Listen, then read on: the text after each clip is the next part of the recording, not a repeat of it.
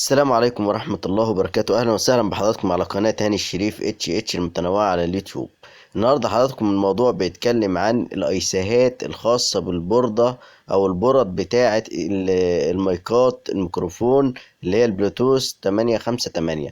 عندنا البوردة الزرقاء دي الأي سي بتاعها بايظ، والبوردة الخضراء دي حضراتكم اللي هي كانت واقعة في مية، والمية حضراتكم عاملة مشكلة في البوردة مخلياها ما بتشحنش ولا تدي اي حاجة خالص. هنعمل ايه مع بعضنا حضراتكم دلوقتي؟ هنجيب البوردة الخضرا ديت اللي هي واقعة في المية ديت، وهنعمل معاها تجربة، لان الايسيهات بتاعتها سليمة. الاي سي اللي هو الطويل دوت بتاع الباور ده حضراتكم سليم، والاي سي ده حضراتكم بتاع الصوت برضك سليم مفهوش اي مشكلة. طب هنعمل ايه حضراتكم؟ المية في اوقات بتعمل عازل ما بين الرجول بتاع الايسيهات والرجول اللي هي ماسكه القواعد بتاع السكوتات. هنجيب حضراتكم الفلاكس كده، وهنبتدى بالكاويه ان احنا نعيد على الرجول اللي هي بتاعه الايسيهات. الاي سي ده فيه حضراتكم لا يقل عن مثلا 8 رجول من الناحيه دي و8 رجول من الناحيه دي. بس اهم حاجه حضراتكم ان الكاويه تكون فيها اسدير خفيف قوي قوي قوي قوي مع الفلاكس، عشان خاطر الاسدير ده الرجول دي هتبتدى ان هي تشرب الاسدير الموجود في الكاويه. وده الاي سي حضراتكم اللي هو بتاع الصوت، اللي هو خاص فيه 4 رجول من الناحيه دي و4 رجول من الناحيه دي.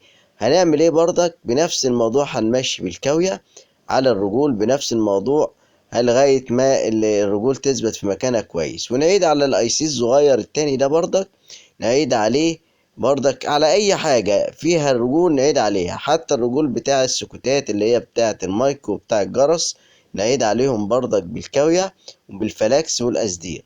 تمام، لأن المية في أوقات بتعمل عازل فبتسبب مشكلة. نيجي حتى على القواعد اللي هي بتاعة البطارية، القواعد اللي هي بتاعة السوكت بتاع البطارية أو الكونكتور بتاع البطارية، ونعيد عليه. المفروض حضراتكم هنا إن الأيسيهات ديت لما بنعمل يعني نمشي الكاوية عليها او نسخن بالهوت حاجة بسيطة عليها، بترجع تصلح نفسها او تثبت نفسها من اول وجديد. نيجي حضراتكم نجيب فرشة وبنزين وننضف البوردة كويس جدا. نمسك البوردة كده بفرشة، فرشة اسنان قديمة مع بنزين، وننضف البوردة كويس جدا، ونجيب اي حاجة وننشف بيها البوردة من البنزين زي ما حضراتكم شايفين كده. البوردة دي حضراتكم ما كانتش قايمة ولا قايلة أي حاجة خالص. نيجي على زرار الباور حضراتكم برضك وننضفه كويس جدا، لأن أكيد المية وصلت لزرار باور ووصلت الزراير اللي هي بتاع الصوت والتعلية والحاجات دي، فبتعمل مشاكل فيها. لازم حضراتكم إن احنا نعيد النظافة كاملة على البوردة، ولازم زرار باور بالذات نخلي بالنا منه برضك. كده احنا حضراتكم نضفنا. اهم حاجه حضراتكم ما تنسوش دلوقتي تشتركوا معايا في القناه وتفعلوا الجرس وتضغطوا على لايك. يلا حضراتكم مع بعضينا، اضغط على اشتراك وكمان فعل الجرس، وكمان حضرتك اضغط لايك. هنوصل كده الشاحن على البوردة وهنشوف ايه اللي هيتم معانا دلوقتي. نورت اللمبة بتاعت الشاحن.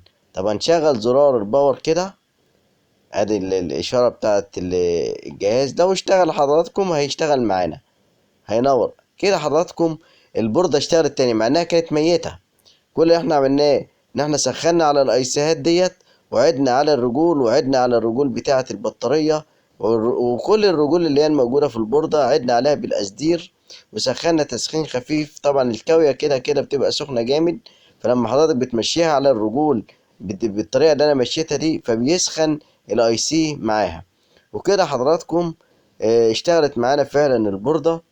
هنبتدي حضراتكم ان احنا نقفل المسامير، وهنبتدي حضراتكم ان احنا نقفل الجهاز كده، ونشوف الصوت بتاعه هيشتغل ولا المايك قاطع ولا السماعة قاطعة ولا ما بيشحنش ولا كلام من ده. طبعا انت بتتكلم عن جهاز كان واقع في المية، ومية كمان مش عادية، دي مية كمان يعني مية مالحة، يعني مش مية عادية، بس هم لحقوه يعني. هنا حضراتكم اهو الجهاز اهو اشتغل. يعتبر كده المفروض ان البوردة اشتغلت طبيعي، المفروض كده ان البوردة اشتغلت طبيعي. تمام. هنيجي حضراتكم هنا هنقفل الفيشة بتاعت البطارية. الجهاز ده حضراتكم اللي انا كنت مقدم له فيديو، لو رجعتم على الفيديوهات بتاعتي حضراتكم هتلاقوا الجهاز ده انا كنت فكه عشان اشوف المشكلة فيه ايه، وحضراتكم ما كملناش الفيديو بتاعنا ودي التكملة بتاعته. ادي حضراتكم وصلنا البطارية. البطارية المفروض ان هي لو مشحونة هتقوم معانا البوردة، مش مشحونة البطارية مش هتقوم معانا البوردة. حضراتكم فعلا البطارية مشحونة اهيت وقومت معانا البوردة. معلش الكاميرا، ايوه تعالى كده على الكاميرا سنة. اهي حضراتكم البوردة شغالة كده على البطارية على الطبيعي بتاعها. طيب حضراتكم كده احنا عايزين نوصل بقى المايك والسماعة عشان نشوف السماعة شغالة ولا لأ، نشوف المايك شغال ولا لأ، نشوف هيحصل فيه قفلة ولا لأ. حاجات كتيرة واردة ان هي تحصل معانا. ركبنا حضراتكم اهو المايك وركبنا السماعة اهو، لكن حضراتكم مفيش صوت معانا اهو. حضراتكم بدوس اي حاجة مش سامع اي صوت خالص.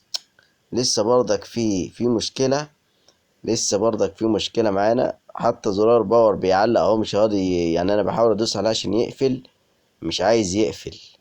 يعني حضراتكم لسه برضك غالبا لسه في مشكلة معانا. هنا حضراتكم هضطر افك ديت المايك عندنا هنا في الكابل الارضي مقطوع. الارضي مقطوع منه اهو، مقطوع، هو فاكك من اللحام بتاعه. هنفك حضراتكم المايك بالطريقة دي كده اهو، وهن السلك اللي هو الاسود ده ندخله من جوه الجلدة ديت بنفس الطريقة دي ونسحبه. هو السلك بيبقى طويل وفيه طول معانا يعني. هنسحب السلك حضراتكم بالطريقة دي كده، وهنجيب الكاوية وهنقشر الحتة اللي من قدام بتاعة اللي هو السلك الاسود دوت، او ممكن نمشي عليها الكاوية من قدام. الكاوية هتنضف لوحدها اللي هي الحتة اللي هي ايه السودة بتاع السلك، وهنحط اسدير معانا بحيث ان احنا بس ايه السلك الاسود دوت نحط عليه اسدير بحيث ان احنا نعمل قاعدة تلحم على المايك. طبعا المايك بيبقى فيه موجب وسالب برضك، مكان اسدير موجب وسالب. هنعمل حضراتكم دلوقتي اهوت، هنلحم الرجل اللي هي سايبة ديت وهنوصلها بالمايك. المايك ده اللي هو حضراتكم اللي هي الحتة الصغيرة اللي هي اللي لونها ديت اللي هي الألمونيا اللي تحت ايدي ديت. آه هو ده المايك حضراتكم اللي هو بيلقط الصوت العالي. خلي بالكم حضراتكم انا عندي فكرة جميلة جدا انا عايز انفذها بإذن الله، ان انا حضراتكم يعني اوفر الحجم الكبير اوي للمايك دوت، واخد بس البوردة واعمل المايك اللي هو اللي في ايدي ده حضراتكم اعمله بسلك طويل قوي تمام، والبوردة بس بالبطارية تبقى موجودة في الجيب مثلا، وهيشتغل مايك بلوتوث عادي للتسجيل الكاميرات او تسجيل على الموبايلات في حالة ان حضراتكم عايزين تعملوا فيديو مثلا على اليوتيوب او حاجة زي كده. الفكرة دي في دماغ حضراتكم، ولو انتوا حضراتكم فهمتوني دلوقتي اكيد هتنفذوها، وانا ان شاء الله هنفذها معاكم ان شاء الله وهجربها. انا ثبت الرجل يلا الارض اهيت حضراتكم، وهجرب بقى الصوت اشوف هل الصوت هيشتغل معانا ولا لا اهو.